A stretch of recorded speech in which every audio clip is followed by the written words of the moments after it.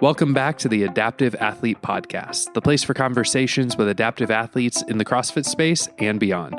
I'm your host, Matt Hotho. On today's episode, I'm talking with Luke Reeson. Luke competes in adaptive CrossFit in the lower BK division below the knee.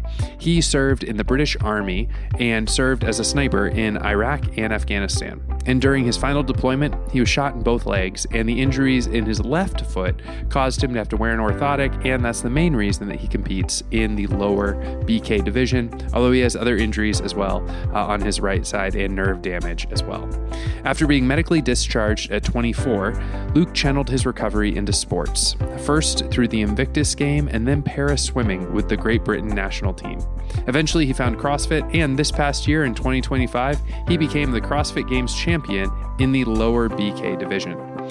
We talk about how sport kept him focused during rehab and what it was like to outswim able-bodied athletes at the 2022 Games. We talk about what it's like to be a coach and an affiliate owner, and Luke gets real about the invisible daily battles, those cold mornings when his legs don't want to support him, and why training through pain actually makes his body feel better. So here's my conversation with Luke Reeson.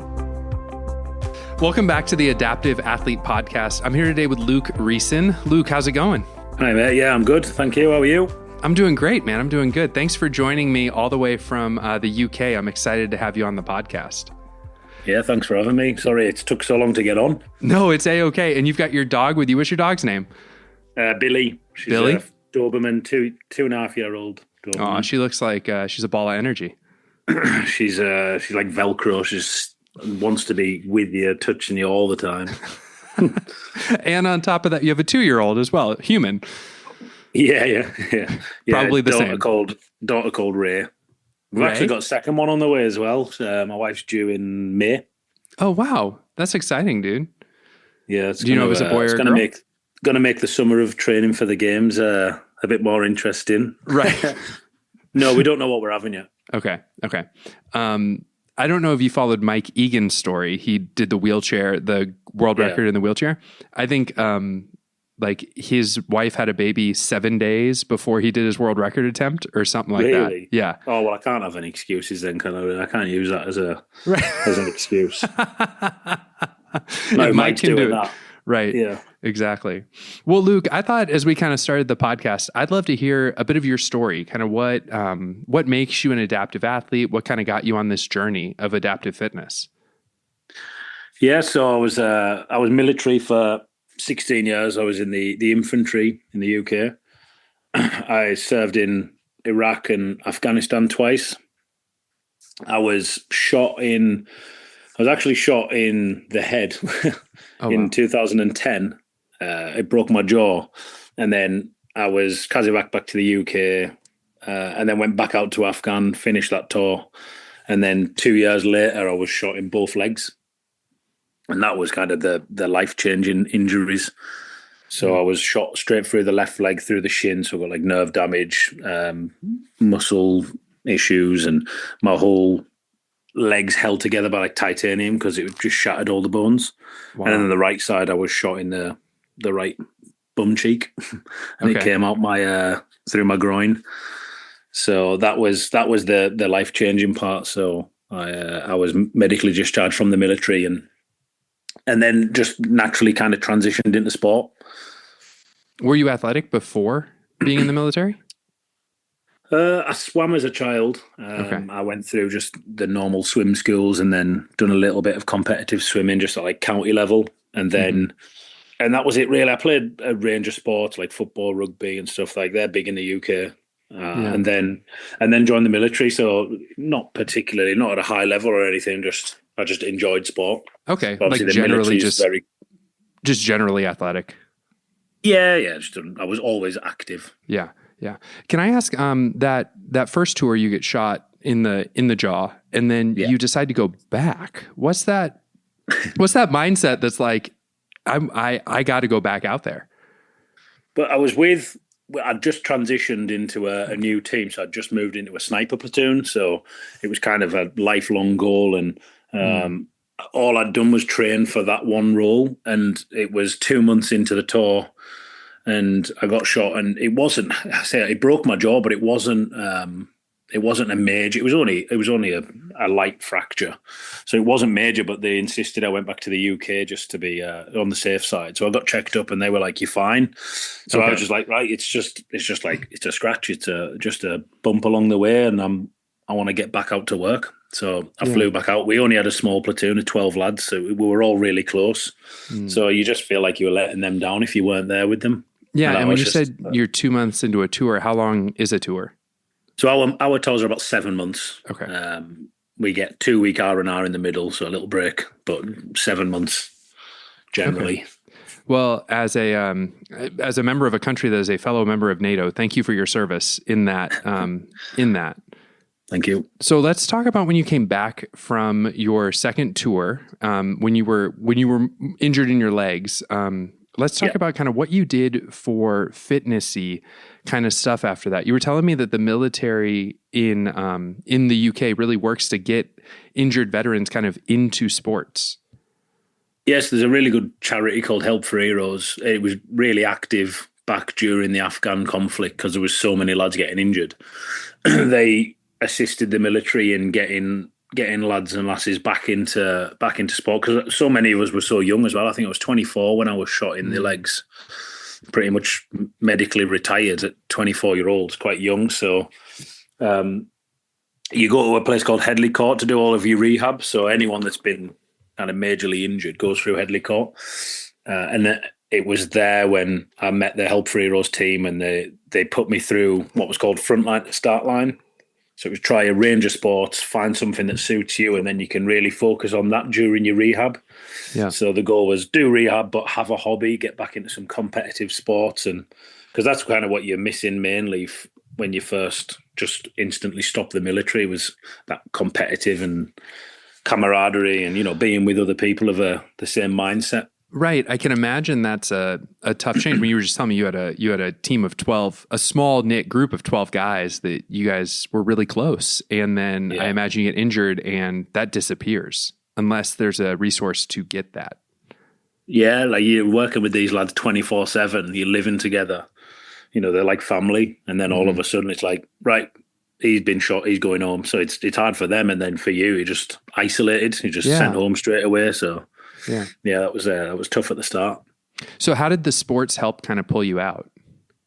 It was just focus. There was no time where I would, because there was some lads that didn't take to sports, so they would finish the rehab. So your rehab at Headley Court was like a working day. So you get up at 6, sort make your bed, go and do all of your appointments. So you go physio, you go and do some phys, you go and eat and then at the end of the day, you finished, whereas I would then go and swim. So I would go training. So my rehab was done. I would then go and work out properly. And some of the other lads, they would go and drink because they had nothing else to do. So for me, it just gave me that focus. So I went from every day I would go and swim for half an hour, and then that turned into an hour, that turned into 2 hours. And then as I started finishing my rehab, I just decided, right, the military were going to assist me in competing. So they kept me in as an athlete.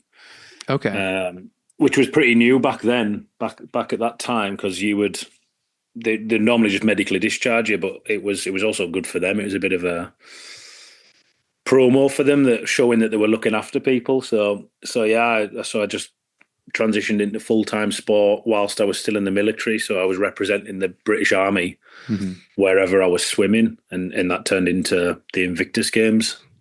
And those are global games, right? I think I saw they hosted one in Florida at one point. Yes, the first one I went to was in London. So they launched it in London in 20. I want to say it was like 2013, 2014, something like that. It wasn't long after the Olympics and the Paralympics that was hosted in London. And then, every year after that, it went to a different country. So I competed in Florida and then in Toronto. Since then, it's been in Sydney, but it moved from when it started. It was purely competitive, and it was for military that were injured in service, and then it started transitioning more to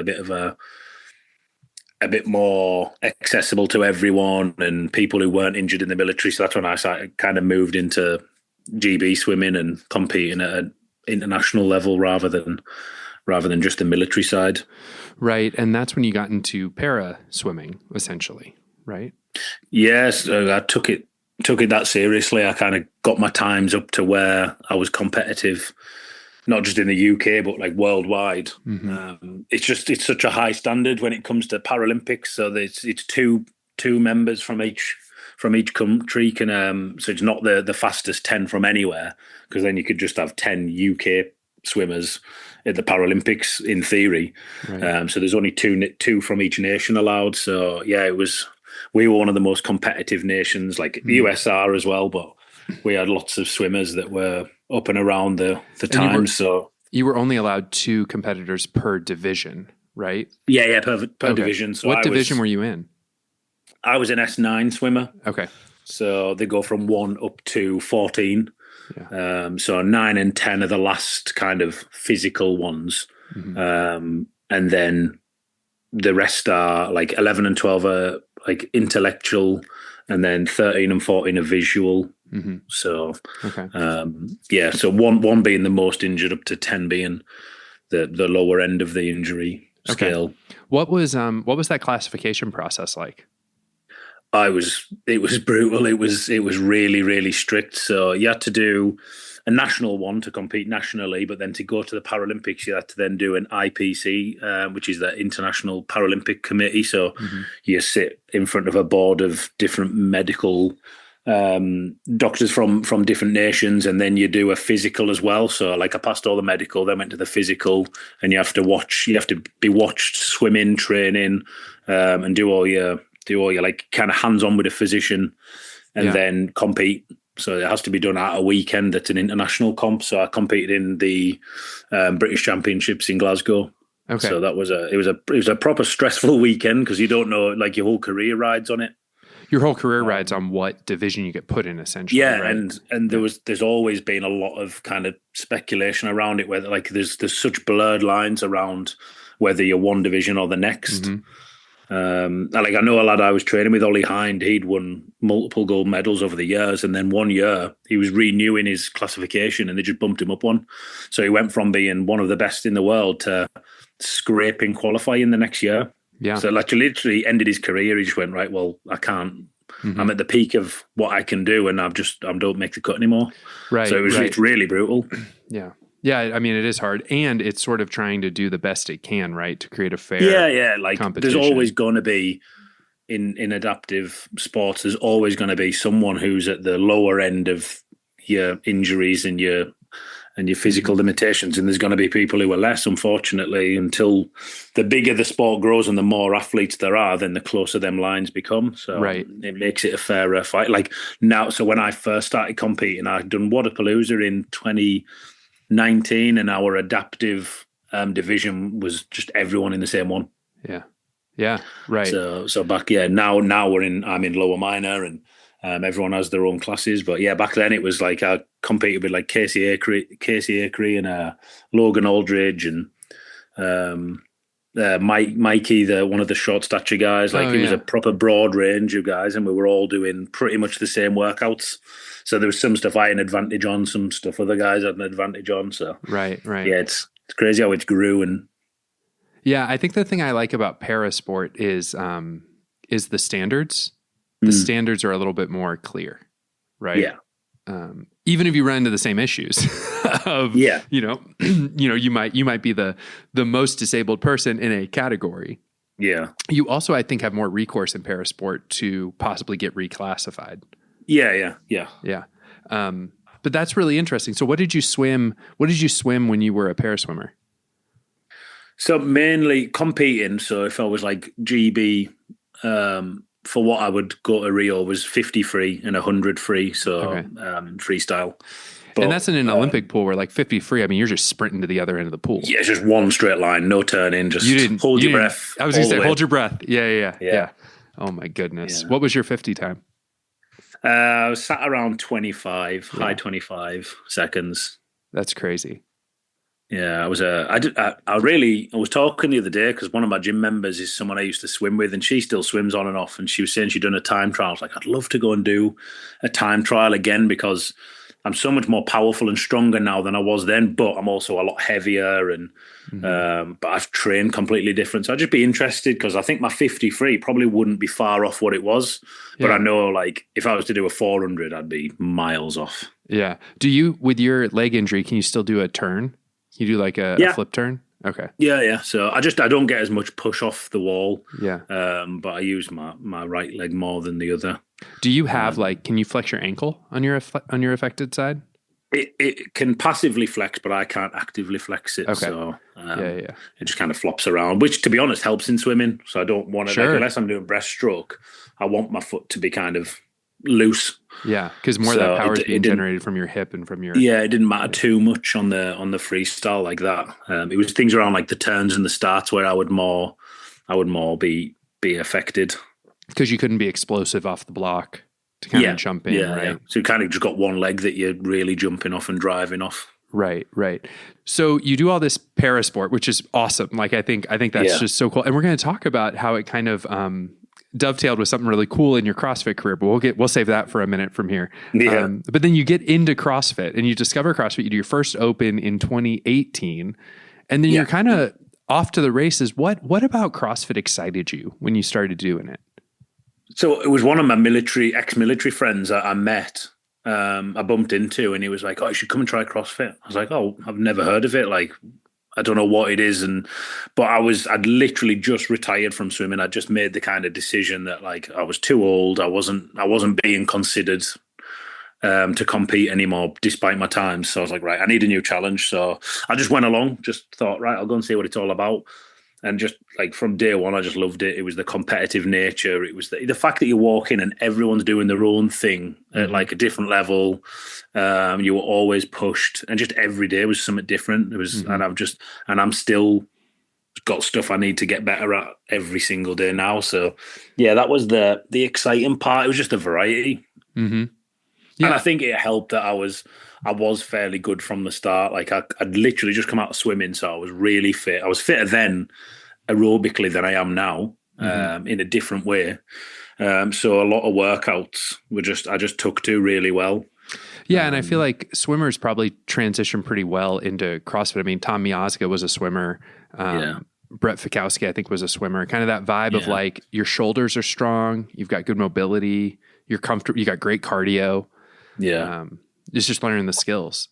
Yeah, it definitely helped. Yeah. And I find that I pick skills up fairly quickly. Mm-hmm. Some of my biggest challenge has been building the strength. A lot of that's just because of my range, because it was so long, but swimming definitely helped. Yeah. When someone's like, hey, snatch this barbell, you're like, I got to go like 2 feet further than the guy next to you. What's up with that? Yeah. None of the little people agree with me on it. I'll do is like, it's just an excuse. But. Yeah. But then when they're like, hey, you want to do 50 cows on an echo bike? We'll get to that in a minute though. Come on now. Okay. So you get into CrossFit, you're loving it. You're having a great time doing it. And you start doing the open in 2018 and you do pretty well in the able-bodied open from what I could see online. Yeah, I didn't do too bad. In the first couple of opens that I'd done, it was always the point ones I'd done better at, which are normally 20 minutes, the longer ones that require a better engine. And yeah, I was just gradually picking up the skills. So yeah, I didn't do too bad. I made massive improvements each year that I'd done it. Mm-hmm.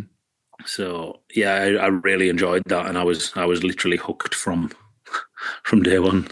So then you find adaptive CrossFit. You mentioned Wadapalooza, and then you find yourself at Madison at the games in 2022. What was that experience like, getting to be with the able-bodied athletes, getting that experience of being at Madison? Yeah, that was really cool, because being a fan as well. So whenever I kind of get into anything, I normally go all in as well. So I started doing CrossFit. Within a year, I did my CrossFit level 1. Within another year, I did my CrossFit level 2. I was pretty much running the gym I was working at. I started off casual coaching. Then it was because I was in between, I wasn't working. I was like, right, I'll just volunteer all my time. So I started coaching, and then I was a fan. So I was following the sport. And then, the adaptive CrossFit started growing and growing. So I just started doing everything I could. And then, the opportunity to do the open properly. So 21, I should have qualified. I didn't submit. I didn't submit my first video. My next two videos, I did submit, and then I was like 21st when it comes to the semi-final, and then there was no mention at the start of it being at the games or the adaptive division. Oh, okay. So when it come round that it was actually there, I was like, I messed up in the open. Like I should have. I felt like I should have made the cut. But yeah, so 22 anyway, like I took it a bit more seriously, knowing that there was a chance to go to the games, and there was only top 5 in our division went, so we were just a lower division, so it was all the different divisions crammed into one, and yeah, it was really competitive. But yeah, going out there, I took one of my mates as my coach, who's a big CrossFit fan, and we spent most of the time in the training hall not warming up, just being like, oh my god, there's them and there's them, and right, that has to be insane. We were saying about Brent Fikowski before. I was warming up, and I think I was doing like deadlifts or something. It was like 80 kilos, and he just come over. He's like, "Do you mind if I jump in on that?" And I was like, "Yeah, no bother." Thinking he was going to deadlift, he just quick power clean, dropped it, and was walked off. He was like, "Cheers." just moved on to a heavier bar somewhere else, and I was like, "Oh my god, I was just deadlifting that." What a flex. Yeah, not intentionally either. Just been like, oh, there's a bar, I'll just jump in quickly. It got busy at times there where we had every division. Yeah, let's talk about a moment from the 2022 games that I think is pretty cool. Let's talk about rinse and repeat. Yeah, that one. So obviously, Paris swimmer. The event is, I think it was cals and then 50-meter swim. Yeah, it was a 2-minute window. Yeah, and you had to do swim. It was like 50 foot, so it was across a pool and back, and then you had to get out and do X amount of cals in your 2-minute window. So it was like 12, then 14, then 16, then 18. So it went up in twos, and it was just knockout. Yeah. And the last 2 rounds were just max cals. So your score was total cals by the end. So I mean, obviously you won it for your division, but have you gone back and looked at the able-bodied to see how you did? Yeah, so that was that come out. I think that come out like at the games that I would have been 16th in the elite men's division. I equaled Noah Olsen. You equaled Noah Olsen. You beat BKG. You beat Jason Hopper. Granted, a 2022 Jason Hopper, but still, you beat the current CrossFit Games champion at a workout. How's that feel? And then you beat Guy Mayeros, and there was another name on here that I thought was fun, Pat Vellner. You beat Pat Vellner in a workout. Yeah, it's pretty cool, isn't it? Yeah. I had arguments with my coach about that because he was like, do the minimum to win. You don't need to do any more. It's like just beat everyone in your division and that's it. Just do the next round and then stop. Yeah. And I was like, yeah, I'm not doing that. I was like, I'm at the games. I'm with everyone else. I'm doing a workout that the elite division are doing. I was like, I'm gonna go fairly hard on it. Yeah. So yeah, I was like, that's a good chance to flex, isn't it? It's and looking at how that one was set up too. Looking how it was set up as well. I mean, you would have been the only guy, because they probably had all the men from the adapted divisions go at that same time, right? All 15 of you were probably at the pool, right? Yeah, we were all in. So I mean, that last round, I think. It was just I was the only one. Yeah, I was the only one left. Yeah. So maybe Ben Fallon might have jumped in the round before you with you, but you would have been the last one on that last round. Yeah, I was by myself. So most of the lads were just cheering me on at that point because I kept saying as well, it's like if I was in the field with lads that were still going, it pushes you on a little bit. So I was like, I reckon I could have been like top 10 in the elite field if I was with them. If someone had been pushing you. Yeah. That's awesome. It was a cool experience. Yeah, that's so cool that you got to do that and to have that experience too, of getting to really see your fitness alongside of able-bodied athletes, especially as someone who, like you said, had been doing the able-bodied open and seeing how you were getting better each year, and then to actually get to throw down with them in air quotes, but with them at Madison, and then to see that you stack up. I mean, how'd that feel? Yeah, it was really cool, like in the warm-up area, because we were actually swimming together because they were immediately before us. So some of the last heat, so the top 10, were warming up and our warm-ups overlapped, so we're in the pool with them.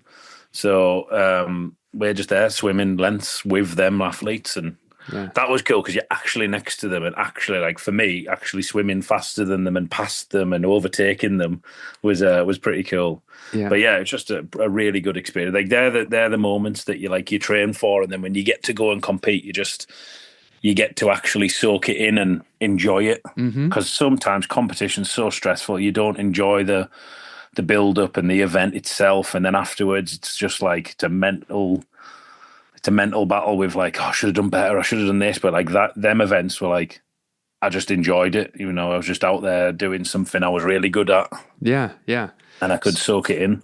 Yeah. So as we talk about that high of kind of getting to something that was like really cool, what's one or two of those moments in the gym where you're like, man, this adaptive thing is hard?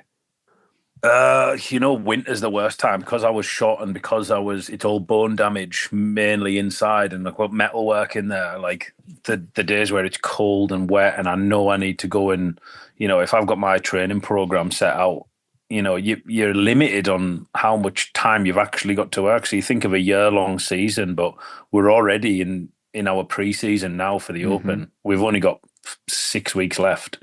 Yeah. And I'm like, right, well, I've got to train at this time of day.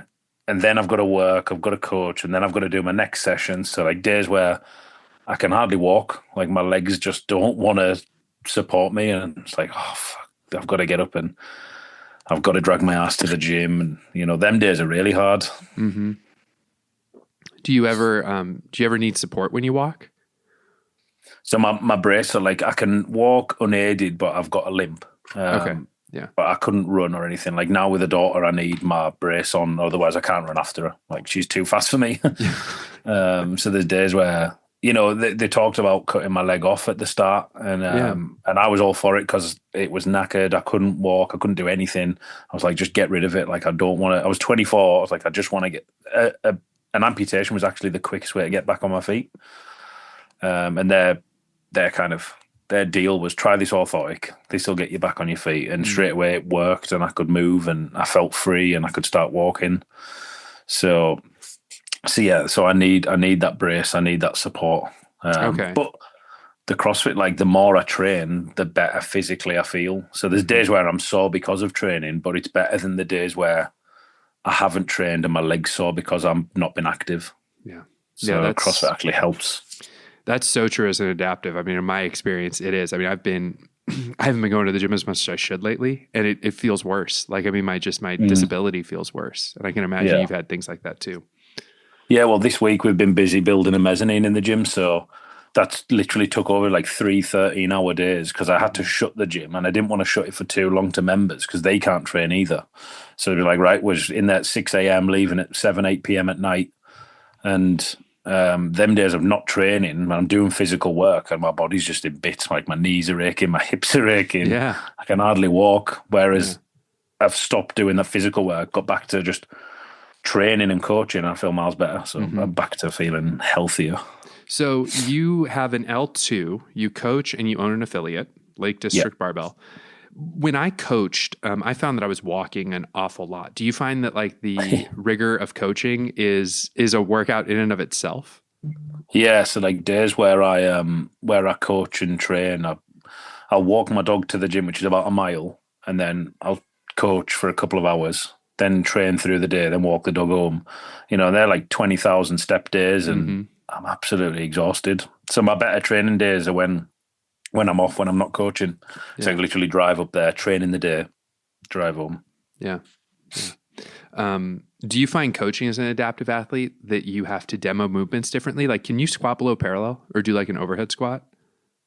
Yeah, I can. I'm affected more like I'll twist when I overhead squat. Okay. And then like I've got no flexion in my ankle, so I've got a fixed ankle. So when I squat, I end up lifting one heel. Yeah.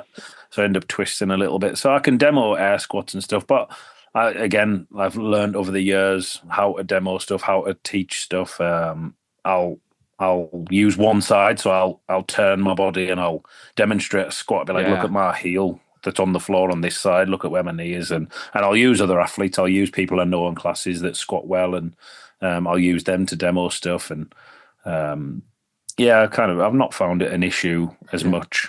Do you have any adaptive athletes at your gym?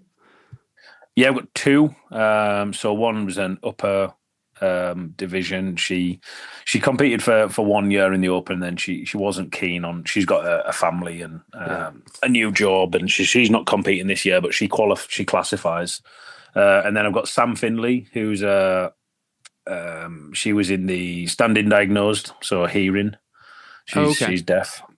She competed this year. She comes second, so I got her into it. So she watched me in 24 at the games, and she watched like a couple of other divisions and watched some of the footage and was like, oh, when they were talking about standing diagnosed being hearing, she's like, oh, I might qualify for that. So looked into it and she did. Yeah. And she's a really good athlete, and she comes second this year. Oh, nice. That's got to be proud for your community then. Like two podium athletes in the gym. So her partner's one of our coaches as well. He come out with us, so he was kind of double coaching. So he'd run over to me, and then he'd run back to her, and then he was in the warm up area. So he had a tough time compared to us. Yeah, but it was cool having them out there.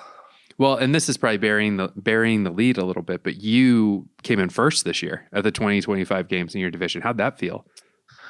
Yeah, it was. Like I was saying before, when we were talking before we recorded, like it never. The coming first never really like. It's not what I was doing it for. Like I love competing. I just love being on the floor. I love the training. Like I go and train every single day. So it was like, oh, this is cool. I've won. Right back to the drawing board. Right back to next year. Like there was still stuff that I was like, I need to work on. So even winning events, I won the event with the bar muscle up, deadlift, and rope climbs, but I didn't finish the rope climbs, whereas I did in training. Granted, I was keeping an eye on the field. I was like, right, just stay where you need to be. But at the same time, I was more annoyed afterwards that like I should have been able to finish them rope climbs. So it was like, right, back to training, back to doing the rope climbs. Okay. So like I love competing, and I love that being on the floor with all the lads, and it's all the same lads from each year that I've got to know and become friends with. So yeah, coming first was nice, but the rewards, the being out there competing and putting it all on the line with each other. Yeah. Yeah. I bet you had another event at this year that I'm sure if you had been up against able-bodied athletes, you still would have beat a bunch of them. How many cows did you do in a minute on the Echo Bike after lifting? So yeah, I've done 50 cows. I was winding my coach up saying, I'm going to do 50. I'd done 38 in training, and that was hard. And I was like, I'll just throw it out there. Just throw a number out there. So I want to do 50. I wasn't sure if I could actually do it, but I thought if you're going to do it at any time, it's on the competition floor, isn't it? So, yeah.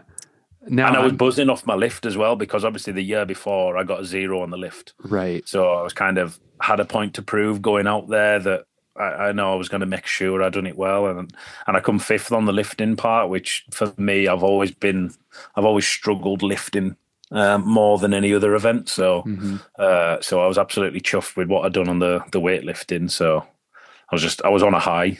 Yeah. And then I knew I was good at the Echo Bike. Yeah. In my field. You knew your size would give you a lot of an advantage too. I mean, 6'4". I have a massive advantage being like with my weight and size. Yeah. Yeah.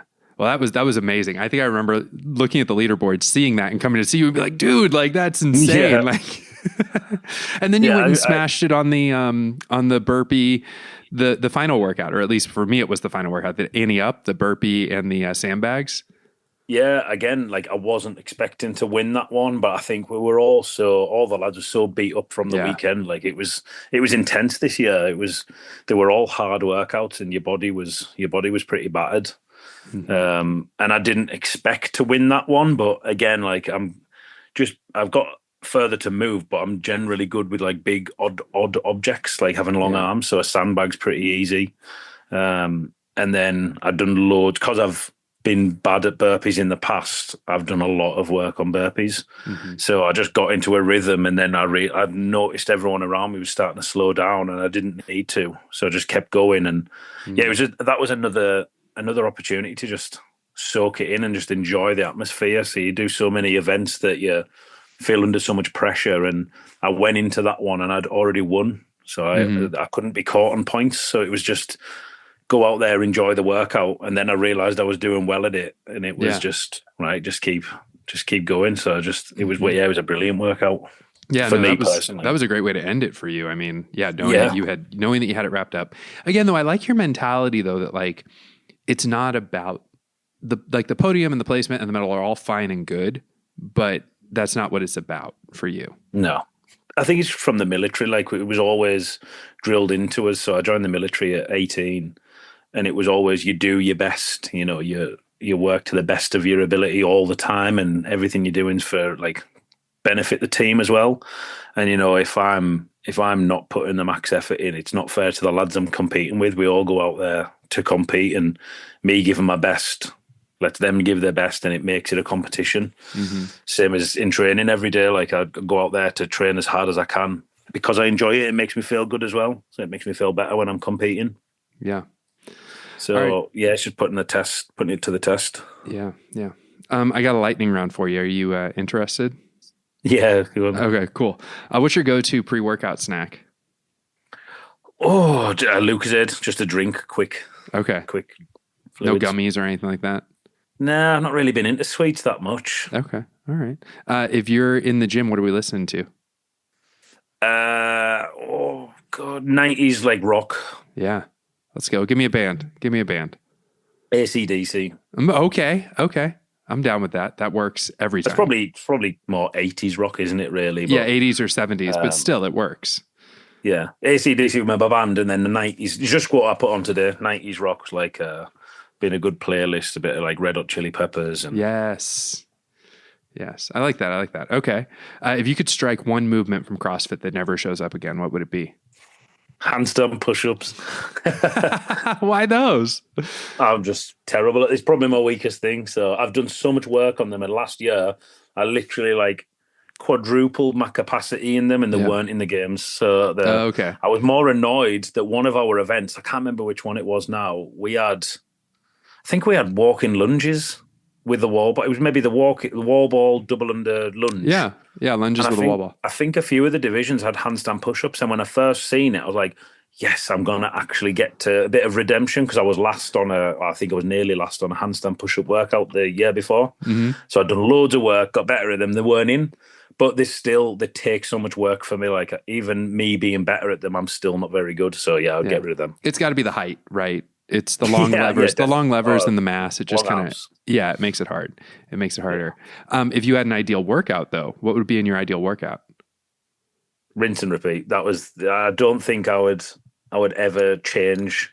Like 50 cal echo is great, but a swim and a ski, or a swim and an erg there isn't many people that will beat me at that. And I would back myself all the time on that. So yeah, that's cool. I like gymnastics though. I'm good on a rig for my size as well. So if you throw in like I think back in 2014, 15, there was a really cool event where it was like swim 3-bar muscle ups. It was like 10 rounds. Yeah. So they swam out and back 3 muscle ups, out and back 3 muscle ups. So a bit like Rich Froning and that done it. I always remember seeing that. I was like, that would be cool to do. You definitely would have beat Rich Froning in that one, because he was a shit swimmer in that workout. I remember. Yeah. Okay, and then fill in the blank. Adaptation has taught me blank. There's no limit. There's no limits to what you can do. Yep. All right, dude. Yeah, that's great. That's great. I got 2 final questions for you as we wrap up. So if there's someone listening to this who wants to try out adaptive CrossFit, what would you tell them to encourage them? Just go to an affiliate, go and try it, and just get amongst the community. Like, even if you don't compete at the games, just the community and the affiliate will change your life. Like what you'll be able to do everyday life once you achieve the stuff in the affiliate. Like simple things like being able to back squat, front squat, box step ups, to then coming home and walking up the stairs unaided. Like it changes your life. It took me from being sat in a wheelchair. This para swimming like got me up, got me moving, and then CrossFit's like I can carry my daughter, I can walk up mountains, and I can do all sorts of stuff now because of it. That's amazing. That's a great word, man. Like to get out of a wheelchair, to get up the stairs, to be able to do these functional things because of CrossFit. So then this ties into my last question. If you could go back and talk to a younger version of yourself, maybe that self of you right after your injuries, what would you tell him? to be honest, I go and talk to myself before I was injured, because I think I took a lot of stuff for granted. Yeah. You know, when I was 21, I would go out drinking. You know, I was in the military, so I was fit, but I would always be just fit enough. I never really pushed myself hard enough. It took getting shot and being told I couldn't walk to go in, well, no, I'm going to walk, I'm going to run, I'm going to do everything. So, yeah, I would go back and tell myself when I was younger, stop being a lazy shit and, you know, go and try CrossFit, go and try other things. It wasn't big back then, but I wish I'd done more before I was injured to see what I was capable of back then. Well, Luke, thanks so much for joining the podcast, man. I'm really glad we could connect. I'm glad I could hear more of your story. Thanks very much. Thanks for having me. Thanks so much for joining us for this conversation. I really appreciated how Luke has 2 adaptive athletes at his affiliate in addition to himself, and how he's getting to pour back into the community by coaching and by owning an affiliate. If you're listening and you've been thinking about trying adaptive CrossFit, or even just getting back into the gym after some time away, Luke's advice was simple. Just go to an affiliate and get among the community. Even if you never compete at the games, it can change your daily life. Walking upstairs, carrying your kid, everything. That's what this is really about. If this episode hit home for you, do me a favor. Share it with someone who needs to hear it. Subscribe wherever you're listening and leave a review if you can. It helps more people find these conversations. I'm Matt Hotho, and I'll see you next time.